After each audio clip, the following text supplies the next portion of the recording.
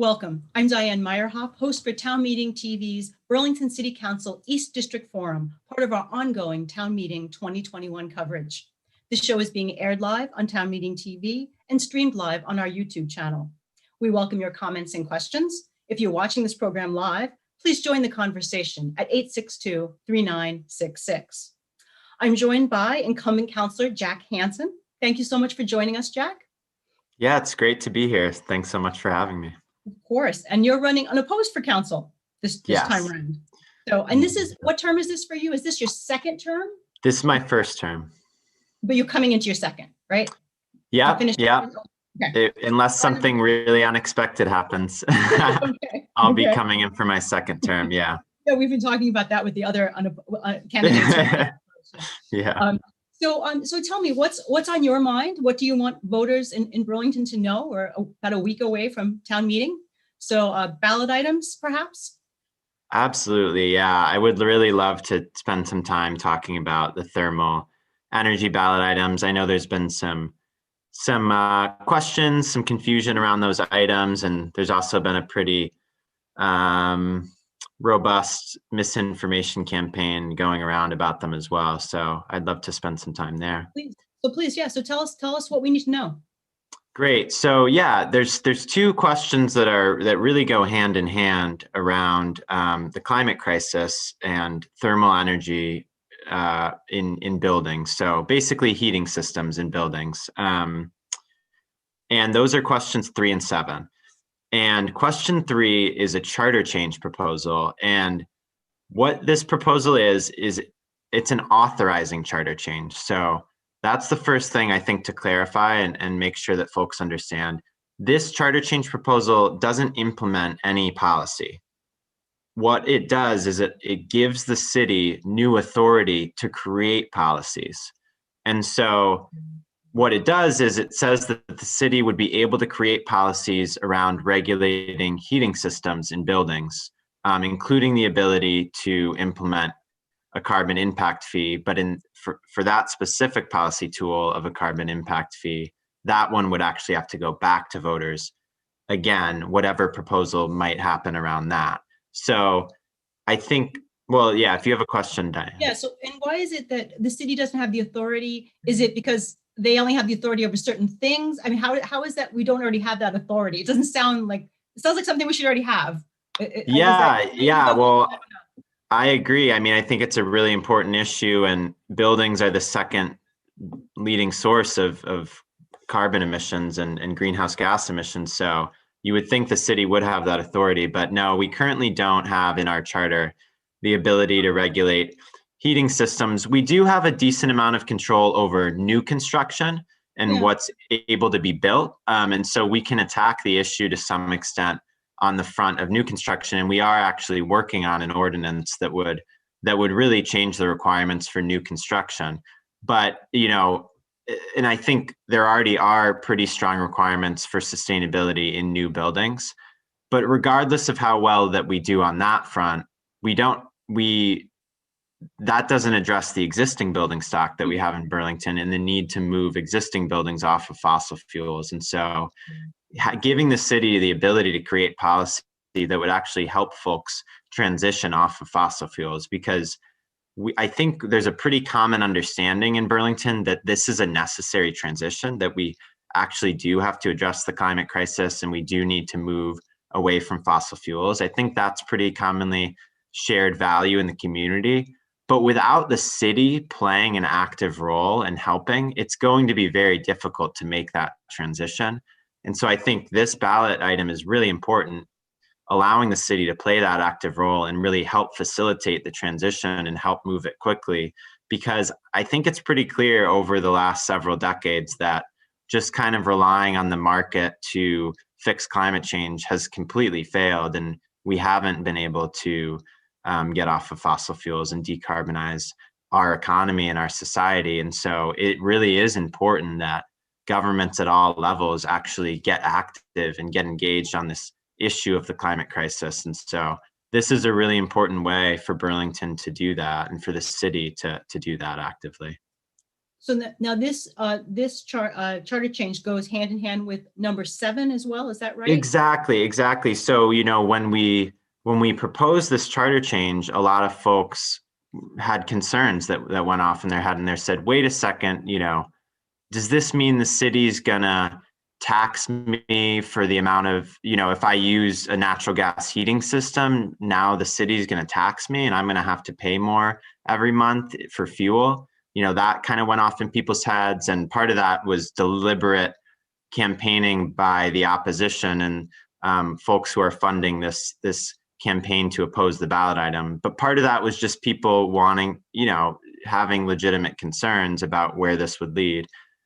So there was that question that went off, or maybe there was the question of, does this mean the city, I just bought a brand new efficient gas furnace. Someone actually called me the other day, a constituent. They said, I just spent a bunch of money, thousands of dollars on this new highly efficient gas furnace. Now you guys are going to come in and, tell me I have to rip that out and replace it with electric heat pumps. I just spent all this money. So I think those concerns we wanted to address and clarify. No, we're not trying to punish people economically. We're not going to target someone who just made this big investment in a heating system, or we're not looking to just throw a tax on working Burlingtonians. I don't think anyone in city government is looking to do that. And if they are, they'll probably lose their job pretty quickly. So question 7 is to really just put that in writing and make that explicit, and to say policies that come out of this authority, if we get this authority, should really be used to benefit low and moderate income Burlingtonians and Black, Indigenous, and other people of color in the community. So making sure that it's a just transition away from the fossil fuel economy, and that the benefits of that transition are really prioritized towards those who've been marginalized in our current economy. So we wanted to make that crystal clear. And something I think folks don't appreciate is many of us wanted that language right in the charter proposal, right within question 3, and to change the city charter. But we were told by the administration, the city's attorneys, that from a charter change perspective, that sort of language isn't going to pass legal muster in terms of the city charter. And so that's why we did it as a separate ballot item. But we just wanted to make sure that it was very clear that no, we're not trying to, in fact, punish, low and moderate income. We're actually trying to do something that supports and benefits low and moderate income. And those are the types of policies that should come out of this, and that would come out of this if we get this authority. Tell me specifically, what would that look like? Like, what would those policies look like? Right. So I think that's, not if it passes, you still can do it, right? That one, the 7 doesn't say you have to do. Exactly. Right? The 7 has to pass first, and then, okay.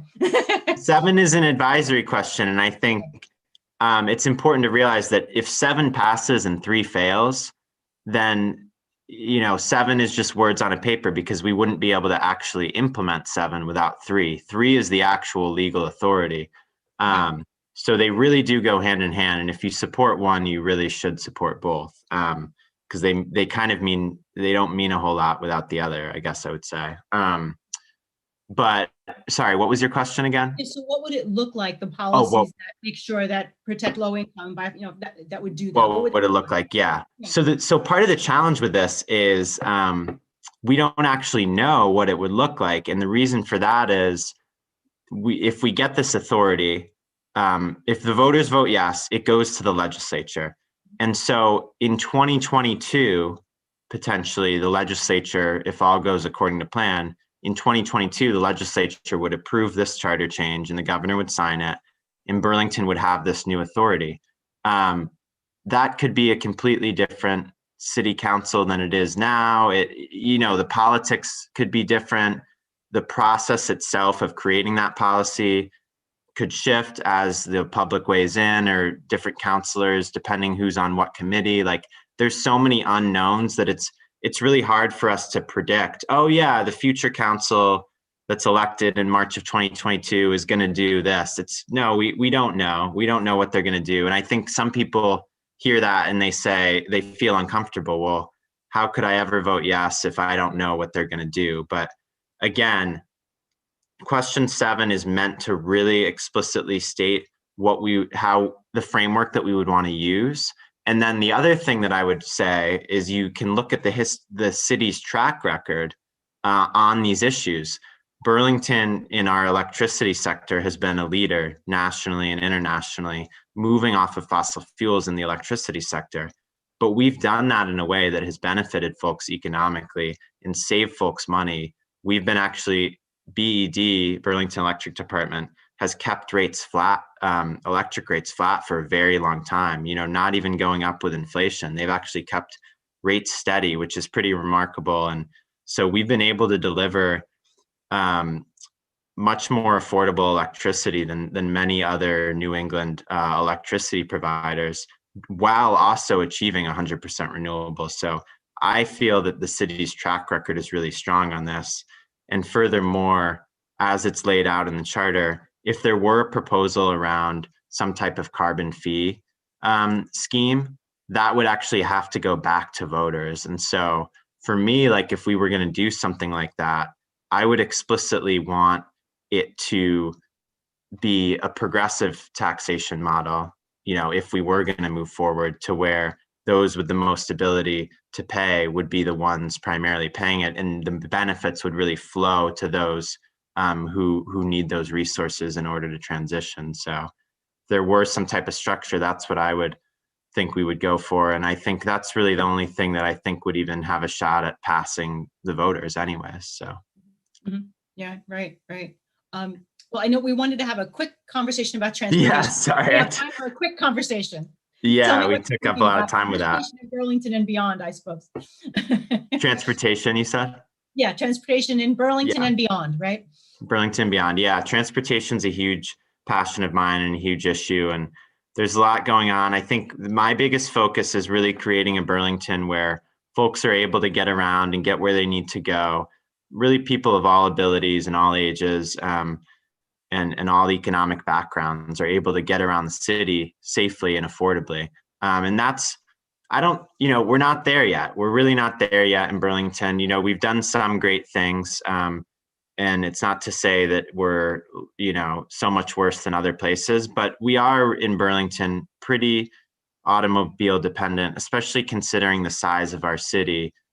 We could create a lot better infrastructure that would really facilitate folks getting around by walking, by biking, by wheelchair, and by public transportation, rather than having right now where so much of our infrastructure is catered towards the automobile and so much of our city is dedicated towards parking lots. So I'm really focused on this shift towards a system where it's a lot easier and safer to get around through alternatives modes of transportation. And I guess one quick example, or two quick examples I'll highlight of that I've worked on. So right now, Colchester Avenue, I'm on a committee, an advisory committee that's working on that. And then now it's coming to the transportation committee, which I'm also on, to redesign Colchester Ave and actually create, one of the main features that we're looking at is creating these completely separated and raised bicycle facilities along the corridor. And communities that have done this infrastructure have seen a huge increase in the number of people that then feel comfortable actually getting out on a bike. Because right now, there's a lot of folks in our community who just really don't feel safe and getting out there on a bike and being out sort of right with the cars. This is a new infrastructure that makes it a lot safer for folks to do that, and I think could really help encourage and allow more people to rely on a bicycle to get around. So that's one example. And then another example that I worked really hard on was around new buildings and the transportation requirements that we put on them. Previously, the city required buildings to build large parking lots to account for transportation needs of that building, but we actually completely changed those requirements. We eliminated the parking requirements, and we actually imposed sustainable transportation requirements where they have to have not only secure bicycle facilities, but they actually have to subsidize public transportation use and give other incentives for walking and biking and supports for those people living in that building, rather than simply providing everyone a parking space. which encourages that behavior and costs more on people's rent. So those are two just quick examples of how we can hopefully shift our transportation system over time. Great, thank you. This time always goes so fast. Yeah. Oh my we talk goodness. all night. I know it's so hard, but thank you so much, really, for joining. Thank you so much. Yeah, it was really great. Good. We want to remind chat. everyone to vote either by early ballot or in person. Don't mail them now, and you need to use the boxes because we're getting close. Or you can vote in person on Tuesday, March 2nd as well. And of course, very importantly, to watch the live results show on Town Meeting TV starting at 7 o'clock on Town Meeting night. So we hope everyone will join us, and we look forward to seeing all of you out there very soon. Thank you. Thanks, everyone. I'll be watching next Tuesday for sure. All right.